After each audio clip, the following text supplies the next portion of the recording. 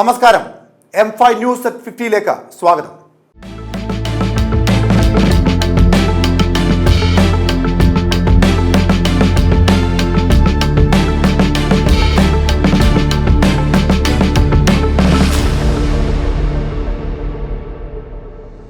നിലമ്പൂർ ഉപതെരഞ്ഞെടുപ്പിൽ LDF സ്ഥാനാർത്ഥിയായി പ്രഖ്യാപിച്ച ശേഷം M സ്വരാജ് നിലമ്പൂരിലെത്തി.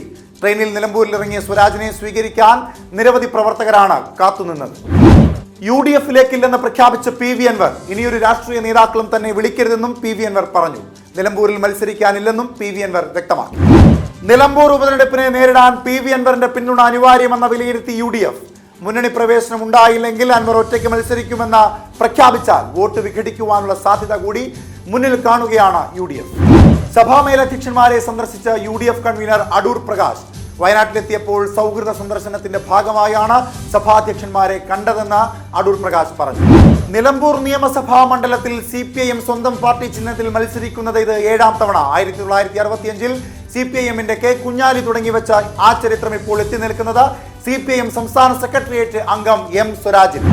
നിലമ്പൂർ ഉപതെരഞ്ഞെടുപ്പിൽ UDF സ്ഥാനാർത്ഥിക്കെതിരെ പ്രവർത്തിക്കുന്ന ഏത് അവിശുദ്ധ കൂട്ടുകെട്ടിനെയും നേരിടാൻ മുന്നണിക്ക് ശക്തിയുണ്ടെന്ന് പ്രതിപക്ഷ നേതാവ് VD സതീശൻ. ചരിത്ര ഭൂരിപക്ഷമാണ് UDF സ്ഥാനാർത്ഥിയെ കാത്തിരിക്കുന്നത്. UDF പ്രവർത്തനം ചിട്ടയായി നടക്കുന്നുണ്ട്. ജീവിതത്തിലെ ഏറ്റവും വലിയ അനുഭവമാണ് നിലമ്പൂരിൽ ഉണ്ടാകുവാൻ പോകുന്നതെന്നും VD സതീശൻ പറഞ്ഞു. നിലമ്പൂർ നിയോജക മണ്ഡലത്തിലെ ആകെയുള്ള 263 ബൂത്തുകളിലും ഒരേ ദിവസം ഒരേ സമയം കൺവെൻഷനുകൾ നടത്തി UDF. ആരെതിർത്താലും നിലമ്പൂരിൽ ചരിത്ര ഭൂരിപക്ഷം നേടുമെന്ന് ആര്യാടൻ ഷൗക്കത്ത് തൃശൂരിൽ പറഞ്ഞു. നിലമ്പൂരിലെ LDF സ്ഥാനാർത്ഥി M സ്വരാജിനെതിരെ PV അൻവർ.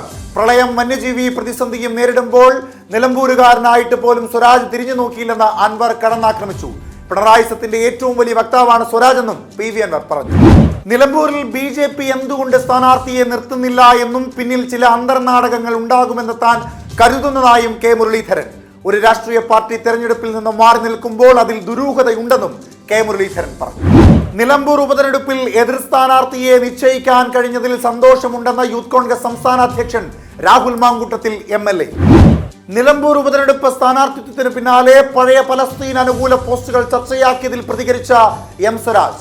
ജീവൻ പോയാലും കമ്മ്യൂണിസ്റ്റുകാർ ഇതേ നിലപാടാണ് സ്വീകരിക്കുക എന്നും ആരെയും ഇക്കിളിപ്പെടുത്താൻ ഉദ്ദേശിച്ചിട്ടില്ല എന്നും M സ്വരാജ് പ്രതികരിച്ചു. നിലമ്പൂരിൽ തങ്ങൾ രാഷ്ട്രീയം പറയുമെന്ന് പൊതുമരാമത്ത് വകുപ്പ് മന്ത്രി മുഹമ്മദ് റിയാസ്. ദേശീയപാത വികസനം തടസ്സപ്പെടുത്താൻ ഇടപെട്ടവരാണ് ഇപ്പോൾ ആരോപണങ്ങൾ ഉന്നയിക്കുന്നതെന്നും അദ്ദേഹം പറഞ്ഞു.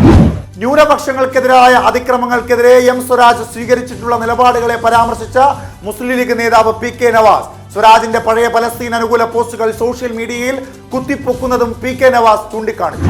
ഓപ്പറേഷൻ സിന്ദൂറിന്റെ സമയത്ത് പാകിസ്ഥാന് വിവരങ്ങൾ ചോർത്തി നൽകിയെന്ന കുറ്റത്തിന് അറസ്റ്റിലായ ഹരിയാന സ്വദേശിനിയായ യൂട്യൂബർ ജ്യോതി മൽഹോത്ര കണ്ണൂരിലും എത്തിയതായി സൂചന. ജ്യോതിയുടെ സോഷ്യൽ മീഡിയ പേജുകൾ പരിശോധിച്ചതിൽ നിന്നാണ് പോലീസിന് ഈ വിവരം ലഭിച്ചത്. സംസ്ഥാനത്ത് സ്കൂളുകൾ ജൂൺ 2-ന് തന്നെ തുറക്കുമെന്നാണ് നിലവിലെ തീരുമാനമെന്ന് വിദ്യാഭ്യാസ മന്ത്രി V ശിവൻകുട്ടി. കനത്ത മഴയെ തുടർന്ന് ഇടുക്കി ജില്ലയിൽ പ്രഖ്യാപിച്ചിരുന്ന രാത്രികാല ഗതാഗത നിരോധനം അവസാനിപ്പിച്ചു. എന്നാൽ മൂന്നാർ ഗ്യാപ്പ് റോഡിലും മൂന്നാർ കല്ലാർ റോഡിലും ഗതാഗത നിരോധനം തുടരും. സ്കൂൾ തുറക്കാൻ ഇനി ഒരു ദിവസം മാത്രം ബാക്കിയിരിക്കെ ഒരുക്കങ്ങൾ അവസാന ഘട്ടത്തിലേക്ക്. ഇനി മുതൽ ക്ലാസ് കട്ട് ചെയ്ത് കറങ്ങി നടക്കുന്ന വിദ്യാർത്ഥികളെ പൊക്കാൻ എക്സൈസും ഉണ്ടാകും. ഇത്തവണത്തെ അധ്യയന വർഷത്തെ വിദ്യാഭ്യാസ കലണ്ടർ തീരുമാനിച്ച സർക്കാർ. ഹൈക്കോടതിയുടെ അന്ത്യശാസനയ്ക്ക് പിന്നാലെയാണ് സർക്കാർ പുതിയ അധ്യയന വർഷത്തെ കലണ്ടർ തീരുമാനിച്ചിരിക്കുന്നത്. മുഖ്യമന്ത്രിക്കെതിരെ വധഭീഷണി മുഴക്കിയ കേസിൽ പ്രതി വിചാരണ നേരിടണമെന്ന് ഹൈക്കോടതി. പയ്യന്നൂർ സ്വദേശി അഭിജിത്ത് വിചാരണ നേരിടണമെന്ന് കോടതി ഉത്തരവിട്ടു. മുഖ്യമന്ത്രിയെ കൊല്ലുമെന്ന ഭീഷണി സന്ദേശം ഗുരുതരമെന്നും ഇത്തരം സന്ദേശം അയക്കുന്നവർ പ്രത്യാഘാതങ്ങളെക്കുറിച്ച് ബോധവാന്മാരായിരിക്കണമെന്നും സിംഗിൾ ബെഞ്ച് അഭിപ്രായപ്പെട്ടു. അട്ടപ്പാടിയിൽ കാട്ടാനാക്രമണത്തിൽ പരിക്കേറ്റയാൾ മരിച്ചു. ചീരക്കടവ് സ്വദേശി മല്ലനാണ് മരിച്ചത്. പുഞ്ചയിൽ മീൻ പിടിക്കുന്നതിനിടെ വള്ളം മറിഞ്ഞ് യുവാവ് മരിച്ചു. ഹരിപ്പാട് സുഹൃത്തുക്കൾക്കൊപ്പം ചെറുവള്ളത്തിൽ മീൻ പിടിക്കുന്നതിനിടെ വള്ളം മറിയുകയായിരുന്നു.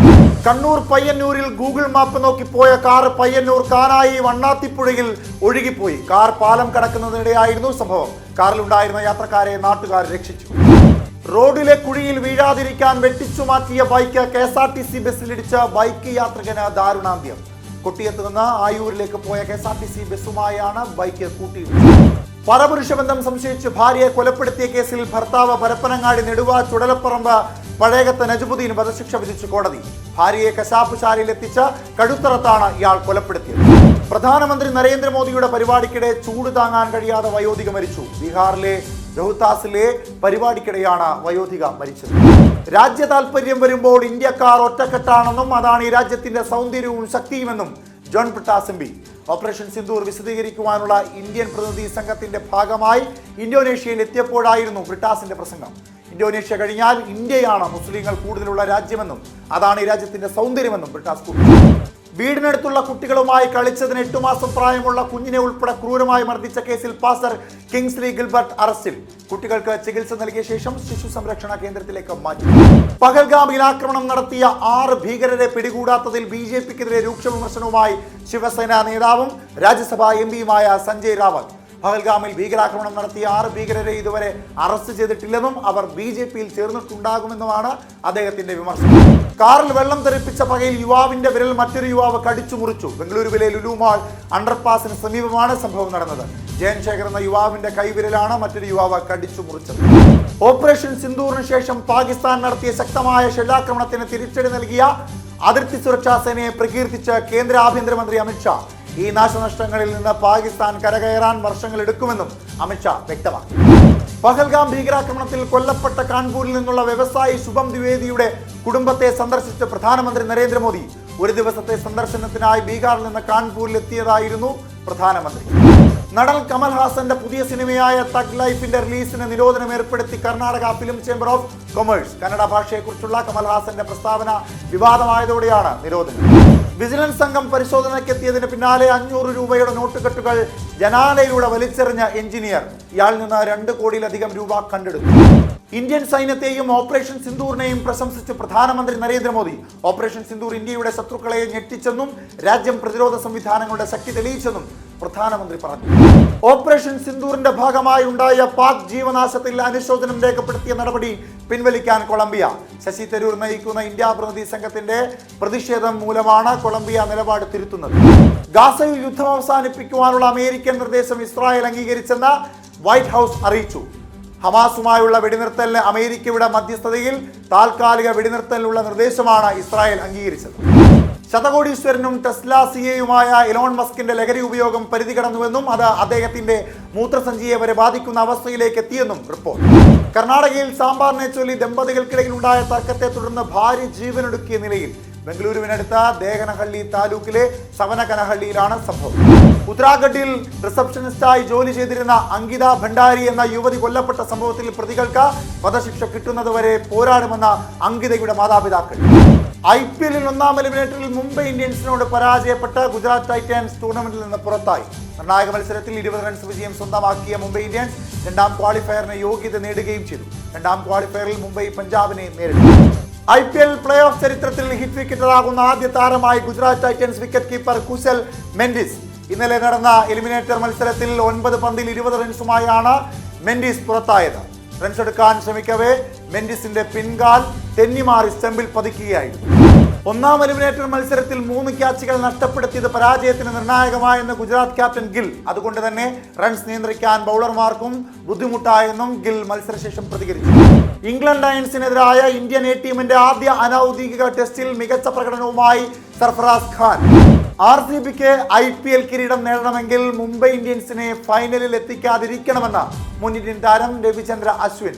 RCBയുടെ കിരീട പ്രതീക്ഷകൾക്ക് ഭീഷണി ഉയർത്താൻ മുംബൈ ഇന്ത്യൻസിന് മാത്രമാണ് സാധിക്കുകയെന്നും അശ്വിൻ അഭിപ്രായപ്പെട്ടു. മണിരത്നം സംവിധാനം ചെയ്യുന്ന ഏറ്റവും പുതിയ ചിത്രമായ തഗ് ലൈഫിന്റെ അഡ്വാൻസ് ബുക്കിംഗ് ജൂൺ 1 ആരംഭിക്കും. രാവിലെ 8 മണിക്ക് സിനിമയുടെ ബുക്കിംഗ് ഓപ്പൺ ആകും. ജൂൺ 5 ചിത്രം റിലീസ് ചെയ്യുന്നത്. സൂര്യയെ നായകനാക്കി കാർത്തിക് സുബ്രാജ് സംവിധാനം നിർവഹിച്ച ചിത്രമാണ് റെട്രോ. തിയേറ്ററിൽ മികച്ച പ്രകടനം നടത്താനായില്ലെങ്കിലും OTT-യിലെത്തിയ ശേഷം കഥ മാറി. സിനിമയിലെ ചില രംഗങ്ങളിലെ സൂര്യയുടെ പ്രകടനം എടുത്തു പറഞ്ഞ് പ്രശംസിക്കുകയാണ് ഇപ്പോൾ സോഷ്യൽ മീഡിയ. ക്യുംകി സാസ്ബി കബി ബഹുത്തി എന്ന സീരിയലിലെ തുളസി എന്ന കഥാപാത്രത്തിലൂടെയാണ് മുൻ കേന്ദ്രമന്ത്രി സ്മൃതി ഇറാനി ഇന്ത്യയുടെ വീടുകളിൽ പരിചിതയായത്. ഐക്കണിക് ഷോയുടെ 2ാം സീസണിന്റെ ഷൂട്ടിംഗ് ആരംഭിച്ചതായി റിപ്പോർട്ടുകൾ വരികയാണ്. ഹോളി ഗാഡ്സ് എന്ന സൂപ്പർ നാച്ചുറൽ ആക്ഷൻ ത്രില്ലറിലൂടെ ബോളിവുഡ് നടി ദിഷ പഠാനി ഹോളിവുഡിൽ അരങ്ങേറ്റം കുറിക്കും. ഓസ്കാർ ജേതാവായ നടൻ കെവിൻ സ്പൈസി 2 പതിറ്റാണ്ടിലേറെ കാലത്തിന് ശേഷം സംവിധാന രംഗത്തേക്ക് തിരിച്ചെത്തുന്ന ചിത്രമാണിത്. പ്രായം കൂടുമ്പോൾ ടച്ച് വിട്ടുപോകുന്ന സംവിധായകർ ഇവിടെ ഉണ്ടെന്നും എന്നാൽ താൻ ഒരിക്കലും ആ ഗണത്തിൽപ്പെട്ടയാളല്ലെന്നും ഹോളിവുഡ് താരം ക്ലിന്റ് ഈസ്റ്റ്വുഡ്. കഴിഞ്ഞ വർഷമാണ് ക്ലിന്റ് ഈസ്റ്റ്വുഡ് സംവിധാനം ചെയ്ത 40ാമത് ചിത്രം ജൂറർ 2 റിലീസ് ചെയ്തു.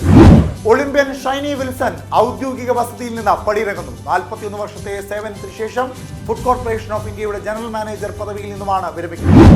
ഇതോടുകൂടി M5 ന്യൂസ് 50 പൂർണ്ണമാകും.